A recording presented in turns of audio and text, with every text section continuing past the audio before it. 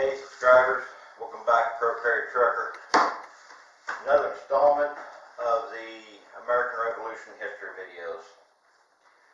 I didn't bring my notebook down here with me this time. I printed off my information and I started transferring what I wanted onto my notebook, and there was just the majority of it. I was going to put on here. We are really getting into the colonists to start getting irate. So I just went ahead and I've got some other items here that I've printed off. These two are actually the same. Just for some reason, this one I printed from my phone. I brought up the website on my phone and printed it. And it didn't quite print the way I wanted, so I printed it off here. Worked out a little bit better. We'll set that on the side. This information I got from thoughtco.com, THOUGHTCO.com. Seems to be a pretty good site to get information from on the Revolutionary War. It'll probably be using quite a bit of it. Another site I use is ushistory.org, and I believe AmericanRevolution.net. I'll look that up to make sure. If I remember, I forgot to last time. If I remember, I'll put a link to those sites down in the comment section. We started out with the timeline. I covered two videos. Took two videos to cover the timeline. We went to the French and Indian War, which is also known as the 7 Years' War.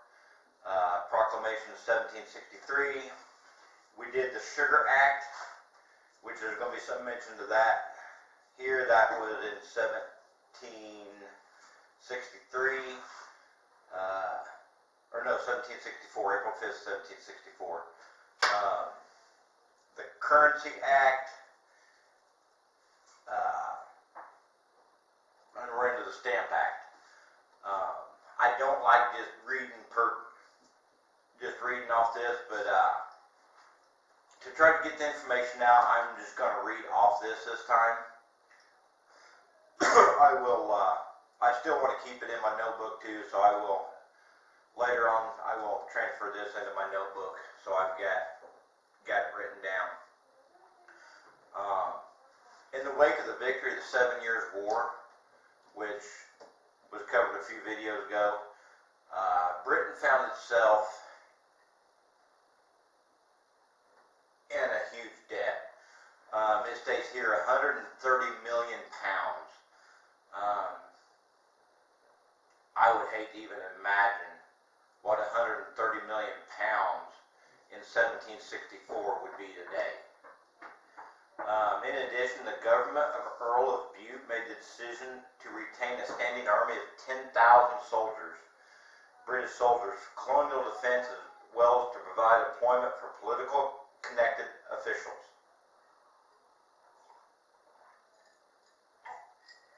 While Bute had made the decision, his successor, George Grenville, was left with finding a way to service the debt and pay for the army. Kind of goes on today. You got a politician makes a law, and we see it all the time. It's towards the end of their term, or they know they're not going to be in office no more. They make these laws, and it's their successors that's got to either find out how to pay for it or reap the repercussions of it. Taking office in April 1763, Grenville began examining taxation options for raising the necessary funds. Blocked by political climate from increasing taxes in Britain, he sought to find a way to produce the needed income by taxing the colonies. His first action was the introduction of the Sugar Act of 1764, which we covered, I believe it was 2 videos ago. The last one was the Currency Act, and then the Sugar Act was before it, yeah. which was the Sugar Act essentially was a revision of the earlier Molasses Act, which I talked about. The new Sugar Act actually reduced the tax, but increased the enforcement. In passing the Sugar Act, Parliament indicated that a stamp tax could be forthcoming. So, back in April 5th, 1763, they'd already made plans for this stamp act, which was commonly used in Britain with great success. Stamp taxes were levied on documents, paper goods, and similar items. The tax was collected at purchase and a stamp affixed to the item showing that it had been paid.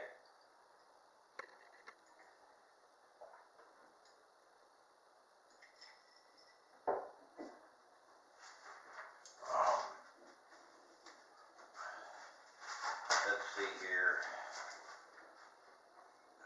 It wasn't in this one, but I've seen it on the Stamp Act on the colonies.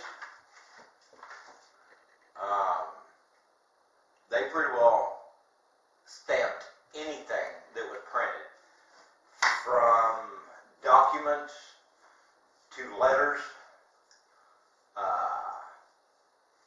Had to be printed on paper that was from England, from Britain. They already had the stamp on it. It was paid for. They stamped playing cards. Playing cards you play the card games with was taxed. It did not go over very well.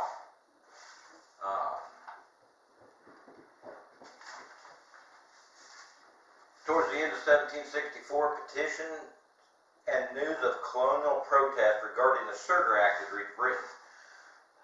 Through asserting Parliament's right to tax the colonies, Grenville met with colonial agents in London, including Benjamin Franklin, which is well known, in February 1765.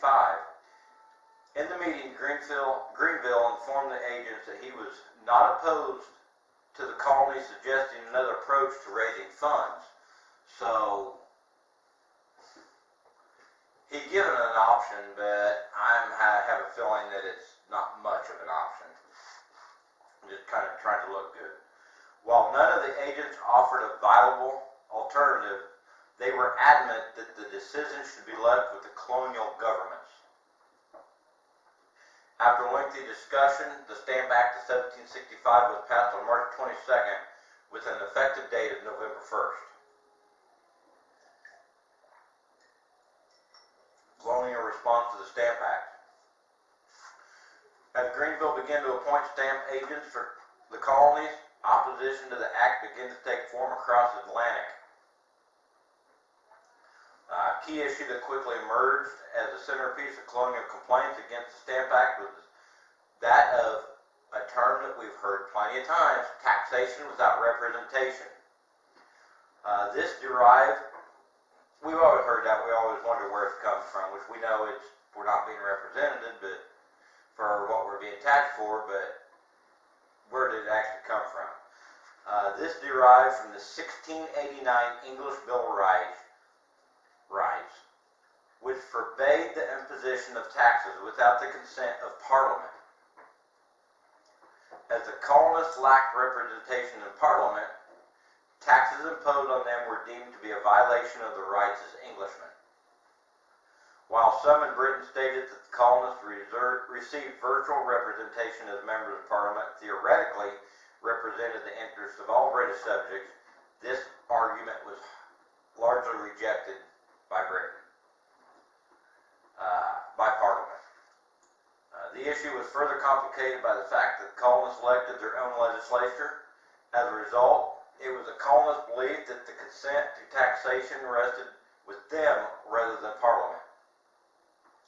In 1764, several colonies created committees of correspondence to discuss the repercussions of the Sugar Act and to coordinate action against it.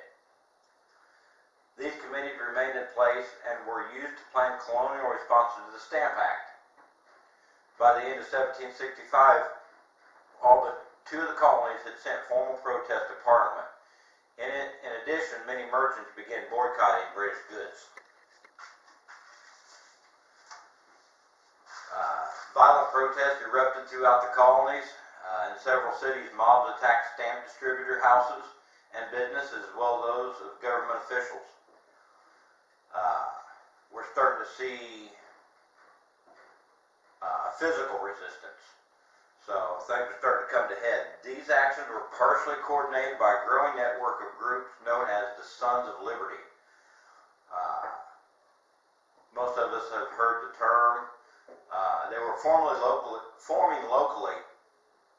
These groups were soon communicating, and a loose network was in place by the end of 1765. Usually led by a member of the upper and middle class, the Sons of Liberty worked to harness and direct the rage of the working classes.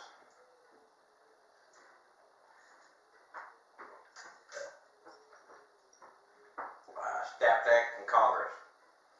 In June 1765, the Massachusetts Assembly, a circular letter to the other colonial legislatures suggesting that the members meet to consult together on the present circumstances of the colonies. So June of 1765, we got colonists starting to come together and talk about their future amongst themselves, not pertaining to Britain. Convening on October 19th, the Stamp Act Congress met in New York and was attended by 9 colonies.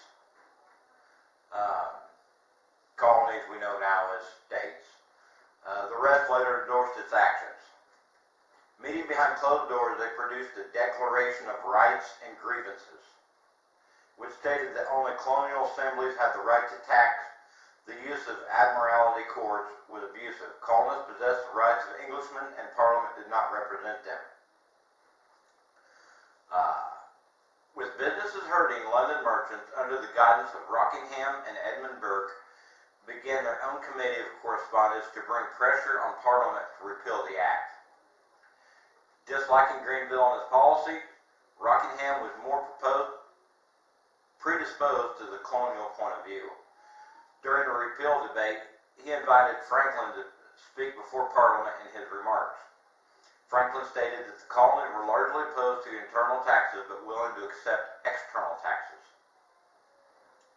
After much debate, Parliament agreed to repeal the Stamp Act with the condition that the Declaratory Act be passed. The Declaratory Act stated that Parliament had the right to make laws for the colonies in all matters.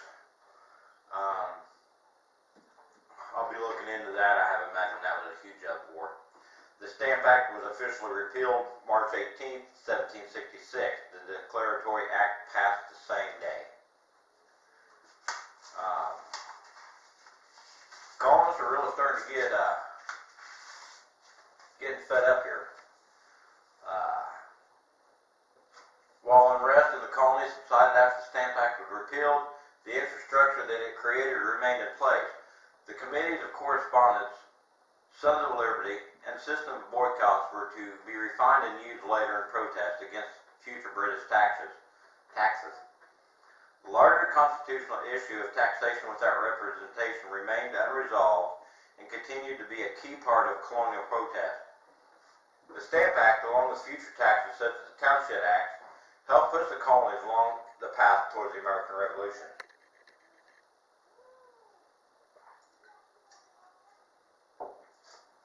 Go back here. We're seeing this taxation without representation.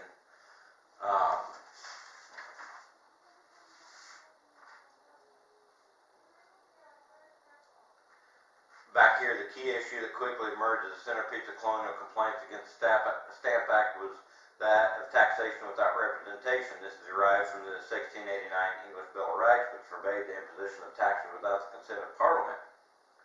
As the colonists lacked representation in Parliament, taxes imposed upon them were deemed to be a violation of the rights of Englishmen. Guys and gals, we're seeing that today. Congress is passing laws that completely go against the Constitution. But they're trying to come up with reasons why that perfectly legit, and it's not. Our Constitution has stood for so long for a reason. It's solid, and it works. We go to changing that and doing away with it,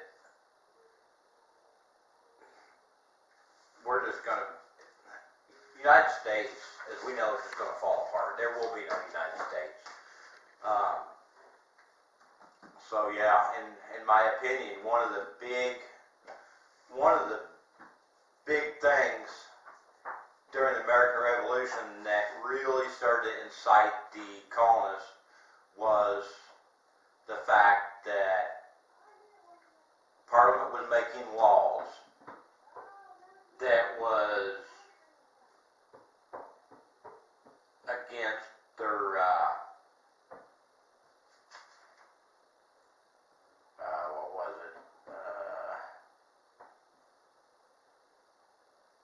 against their Bill of Rights. I think it's going to get really physical here. We got the Quarter Act of 1765, which really did go over where that'll be the next video. That was March 24th, 1765, and May 29th. Patrick Henry, his speech, he stated, "If this be treason, make the most of it," speech. I will look that up. That may be something to get into. We got the Virginia Stamp Act resolution, the Stamp Act Congress. So there's some more things on the Stamp Act. If it's just kind of related to this, I may skip over it, or I may just cover it in pieces. But after the Quartering Act, we got the Declaratory Act, which came into place when the Stamp Act was resolved. I appreciate you watching. Definitely would like to see those comments. Hit that thumbs up. Hit that bell for notifications if you haven't done so. And we will catch you on the next video.